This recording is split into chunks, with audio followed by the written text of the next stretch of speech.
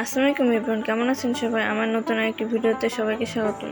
আজ তোমাদের সাথে শেয়ার করব ঘরোয়া উপকরণ দিয়ে পাস্তা রেসিপি। চলুন তাহলে দেখে নেওয়া যাক। এখন একটা কড়াইতে দিয়ে দিব পরিমাণ মতো পানি। পানি একটু গরম হলে দিয়ে দিব কেটে রাখা আলু ও গাজর।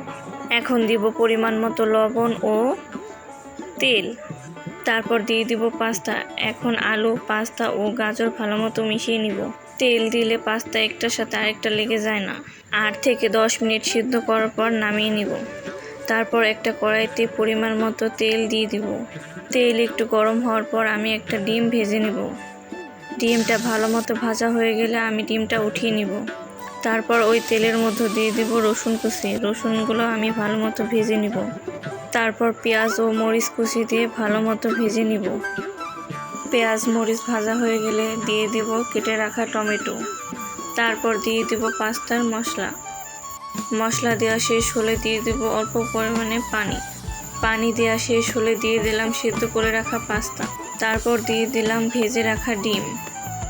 এখন সব উপকরণগুলো ভালো মতো মিশিয়ে নিব। ভালো মতো মেশানো হলে শেষ উপকরণ আমার তৈরি করা টমেটো সস দিয়ে ভালো মতো মিশিয়ে নিব। মেশানো শেষ। এটা আমার রান্না করা পাস্তার ফাইনাল লুক। সবাই একবার তৈরি করে দেখতে পারেন। ভিডিওটি কেমন লাগলো তা অবশ্যই কমেন্ট করে জানাবেন।